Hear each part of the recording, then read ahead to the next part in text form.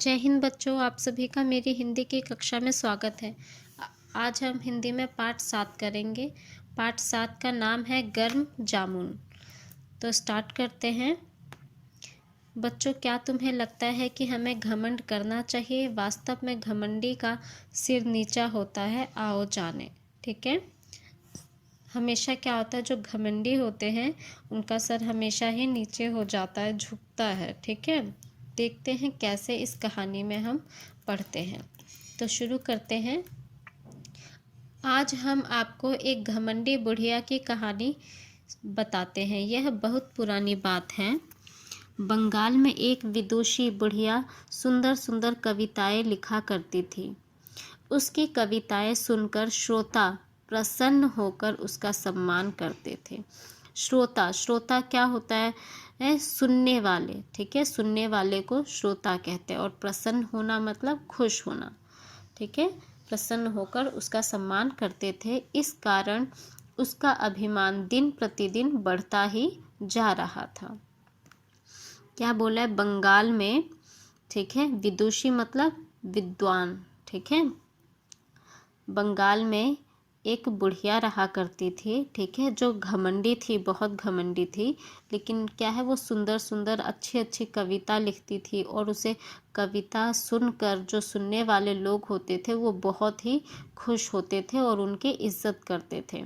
और ये सब देखकर क्या है, उस बुढ़िया को घमंड होने लगा। और हर दिन, उस दिन प्रतिदिन मतलब हर रोज़, ठीक है, उसका घमंड बढ़ता गया। एक बार की बात है, बुढ़िया कहीं जा रही थी। मार्ग में जामुन के पेड़ थे। काले काले जामुन पेड़ों की डालियों पर लटक रहे थे। जामुनों को देखकर बुढ़िया के मुंह में पानी आ गया। बुढ़िया ने देखा कि पेड़ की डाल पर बैठा एक लड़का जामुन खा रहा है। लड़के को देखकर बुढ़िया ने कहा, बेटा, मैं बहुत भूखी हूँ, मुझे कुछ जामुन दे दो। लड़के ने बुढ़िया से पूछा, दादी, आपको गर्म गर्म जामुन चाहिए या ठंडे? यह सुनकर बुढ़िया ने लड़के से पूछा, बेटा, जामुन भी क्या गर्म होते हैं? लड़के ने कहा, हाँ, होते हैं ना। दादी जी, आप अच्छी अच्छी कविताएं सुनाती हैं। बंगाल के सब लोग आपका सम्मान करते हैं। आपको तो गर्म गर्म जामुन ही खाने चाहिए।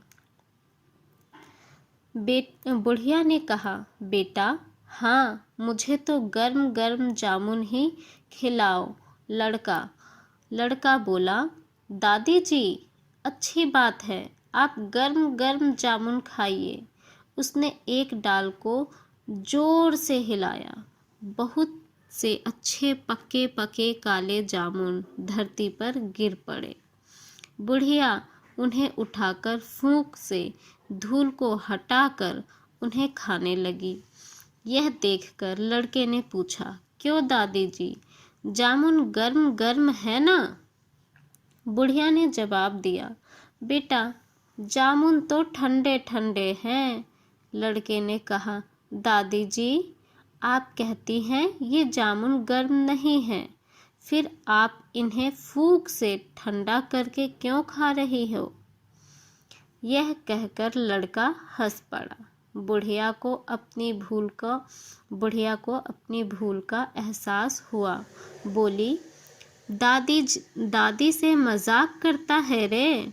बुढ़िया का गर्व चूर हो गया। वह घर की ओर चल पड़ी। क्या था बच्चों, इसमें एक बुढ़िया होती है जो घमंडी होती है और अच्छी अच्छी कविताएं सुनाती है। एक दिन वो रास्ते से जा रही होती है। जामुन का पेड़ देख के उसे लालच आ जाता है।